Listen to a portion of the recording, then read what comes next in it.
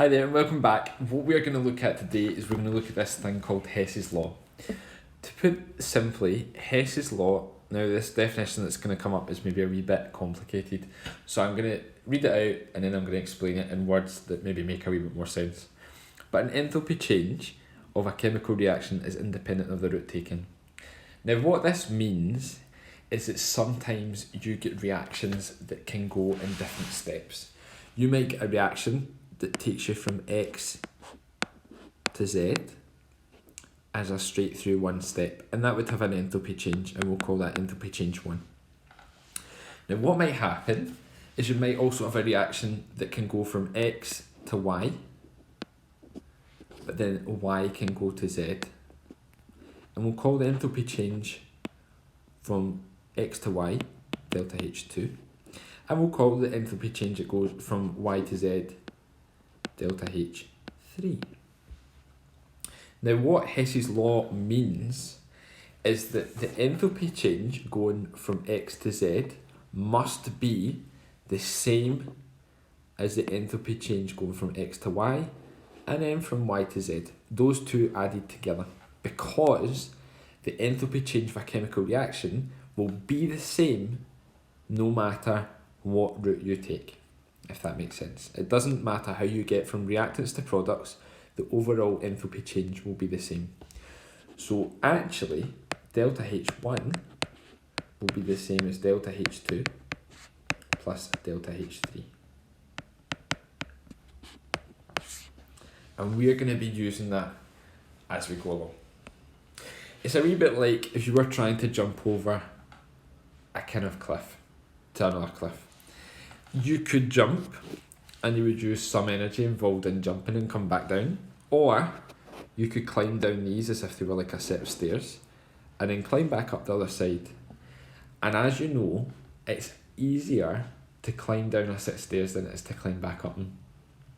So you'd probably use less energy going down the stairs but then more energy going up the other side, and it's probably going to be very similar to the total energy required to jump across the cliff. Now, let's go back to chemistry here, because I hope that last week's example didn't actually confuse us. Now, we've seen this thing before, and we know that delta H means an enthalpy change. We've seen that, we're okay with that. But we're actually going to verify this Hess's law, and I'm going to show you how it would work. So this is an example of an actual chemical equation and reaction. You can go from, we'll start with this potassium hydroxide. You can go from here, and you can react it with some hydrochloric acid, and that will do a neutralization reaction and it will give you potassium chloride.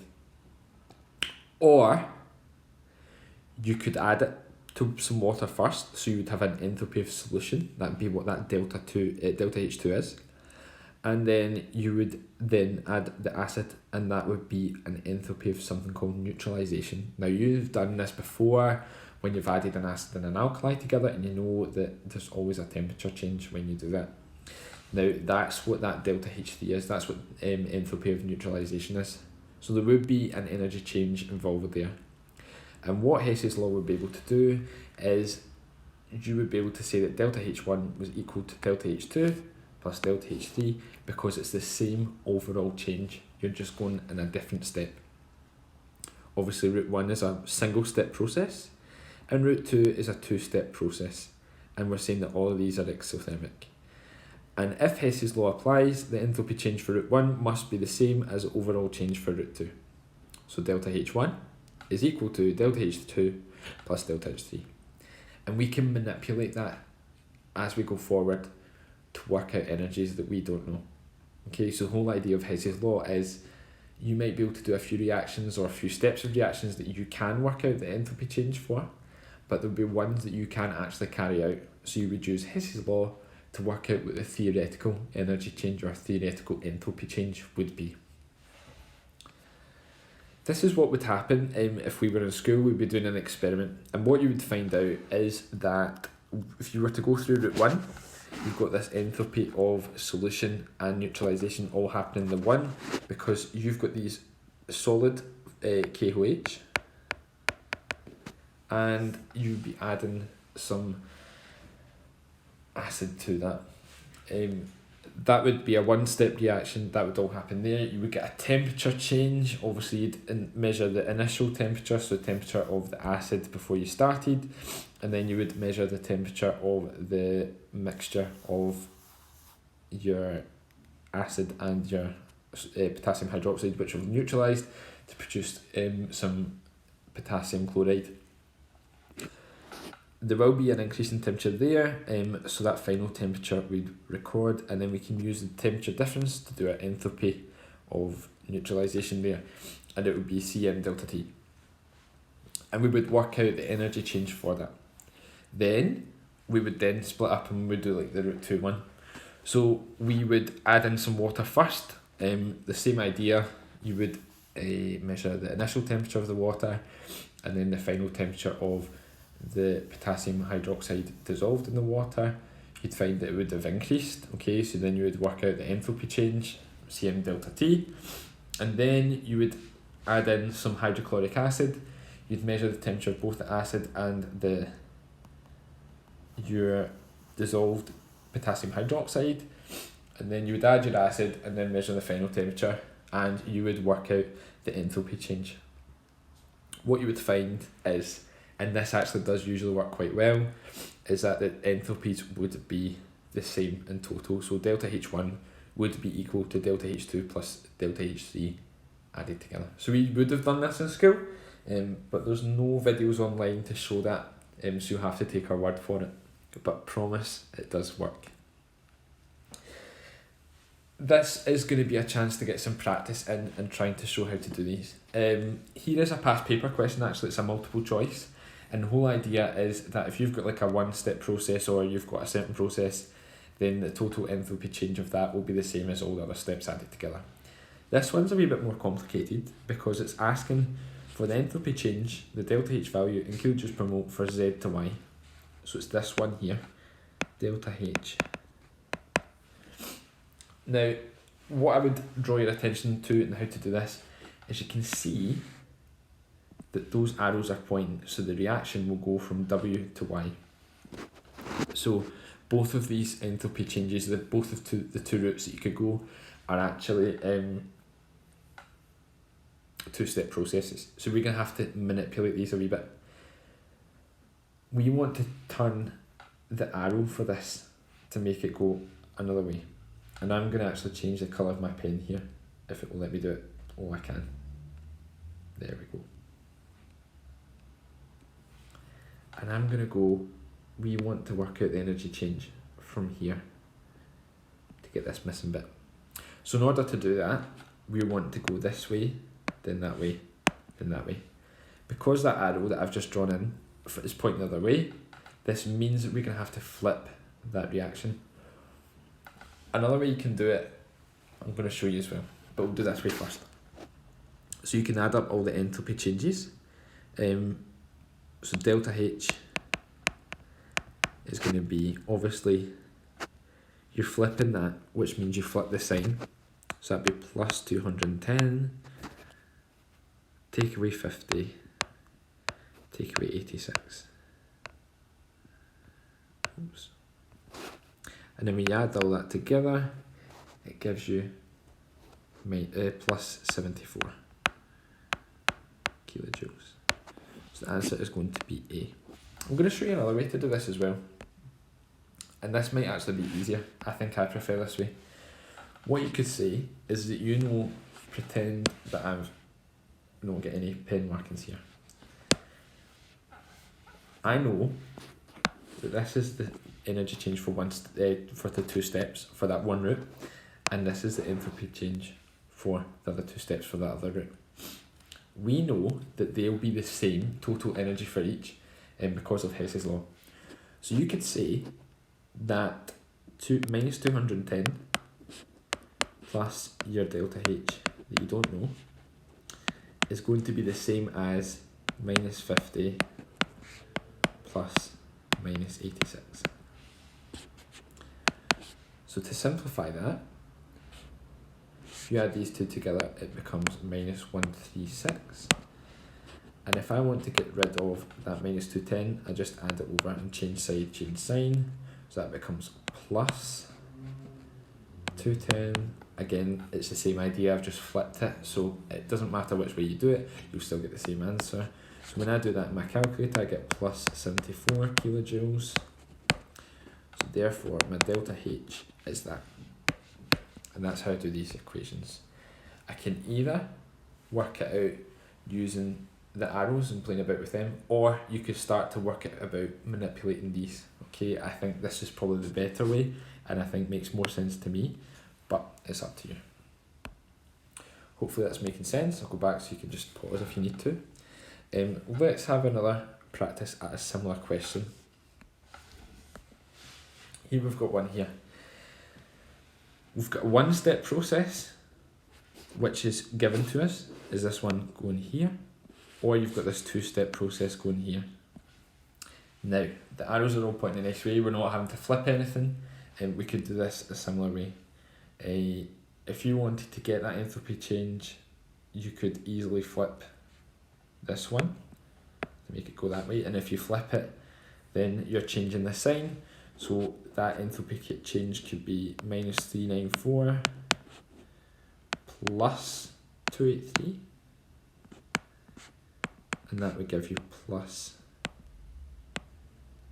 minus 111 kilojoules. Or, if you wanted to do it the way I was shown before, maybe that answer's B, you could do this. Oops.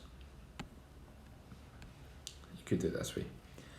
You could do, if you try and work this out, you could do, that's the one-step one here, and this is a two-step. Then you could do delta Hx plus the minus 283 is going to be equal to minus 394. Delta Hx then is going to be, obviously that would be minus 283.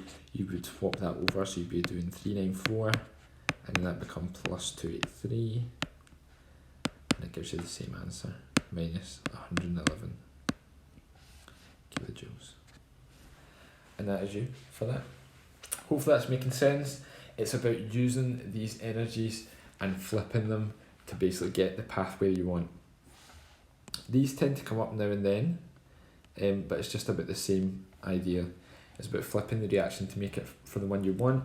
If you're flipping the arrows, remember you change sign, or if you're doing it as a kind of algebra thing, then when you change side, you need to change sign and make it either the opposite. If it's positive, you make it negative.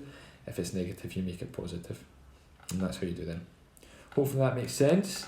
We're going to do something slightly more difficult now, and I'm going to show you how to do this just now. When we're doing the actual calculations for these, usually those ones I showed you before would be multiple choice, but usually in the paper you will have a proper Hess's law calculation, and it's a wee bit more involved, and I'm going to show you how to do this. They're usually based on enthalpy of combustion reactions, and you will be given a target equation, and sometimes they give you the equations they want you to work with. So we're going to work through this just now. I'm going to show you how to do it. So this is our first example, and we've got carbon reacting with hydrogen to form ethane. This is our target equation, and we're going to have to rearrange some equations to work this one out, or to make the same equation. I'm going to show you how to do that. So these are the three equations they're given us. They're given us the first one, equation 1, which is the enthalpy of combustion of carbon. It's carbon reacting with oxygen. We've got equation 2, which is the enthalpy of combustion of hydrogen, which is hydrogen reacting with oxygen to form water. And then we have got the third one, which is the enthalpy of combustion of ethane. Okay, and then that's working there. We are going to use this just now, and we're going to rearrange these equations to work out the target equation enthalpy change. Here are the enthalpies for this equation, or for these equations given to you. One thing I will say is that if you need any of these, you'll find them in page 10 of your data booklet. So enthalpies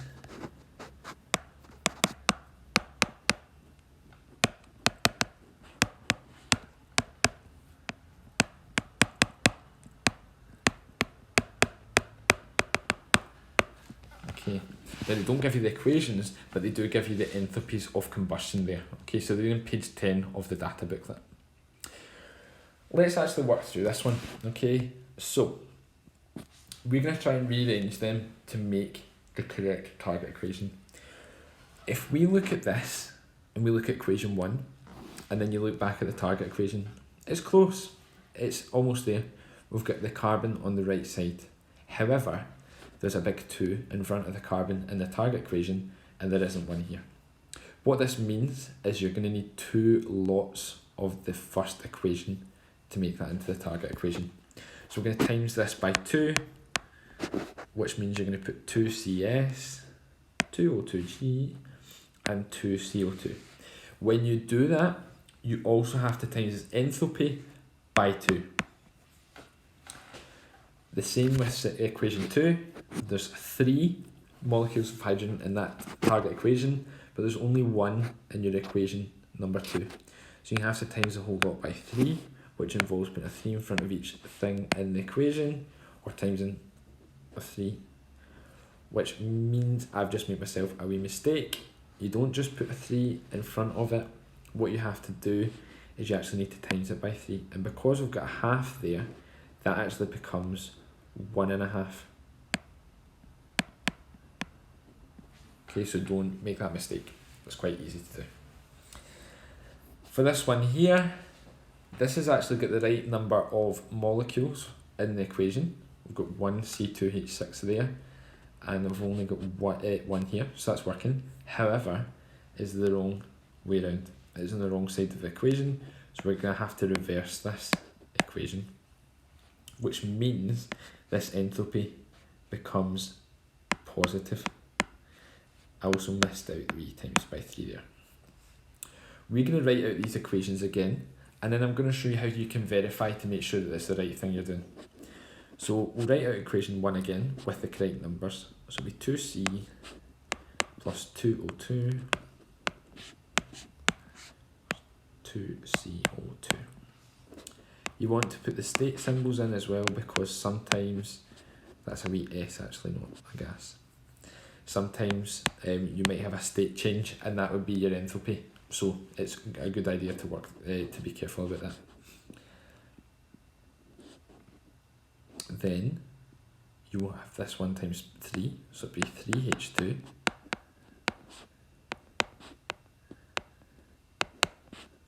remember it's 1.5, not 3O2, because you don't times the whole thing by 3. You don't just write a 3 in front of it, you have to times the whole thing by 3. 3H2O, that's L. And this one we've swapped around, so that would end up being 2CO2 plus 3H2O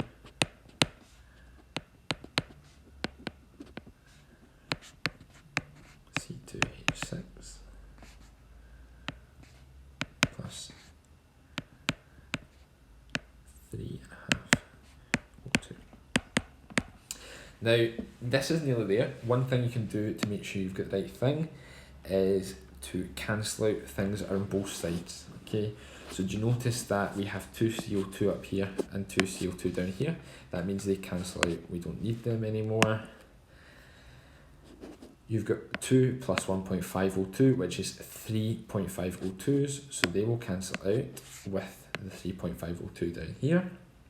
The 3H2Os will cancel out, which means the only things you've got left is 2C plus 3H2 going to C2H6, which means you have made the target equation. And that's correct. So now we need to work out the actual enthalpy involved here, and this is just a sum you do. So you go back to your enthalpies that you've written down.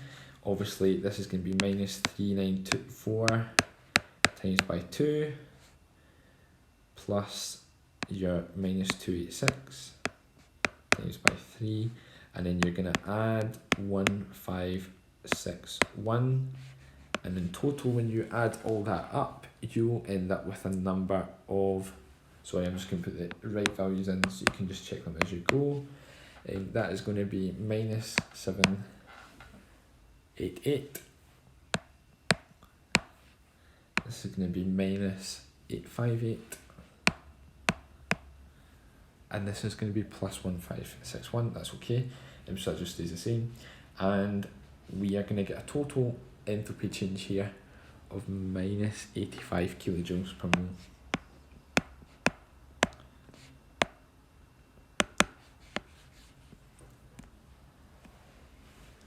So the 3 steps to this were trying to make the target equation, obviously using the number of moles, and putting things on the correct side. Then if you need to, when you practice these, you'll probably reach a stage where you can actually you don't have to verify it, but it's always a good idea to verify it, especially when you get stressed in the exam. You can write out the equations and cancel out things on both sides, and then you get your target equation once you've cancelled things out. If you've got that, then you can go back and know that you've done the right thing, and then you can calculate the enthalpy change based on your target equation. Okay, that is all for today. We're going to do some practice on these questions. Hopefully that's all making sense, and if you need a hand, then you can let your teacher know. Okay, thanks for listening.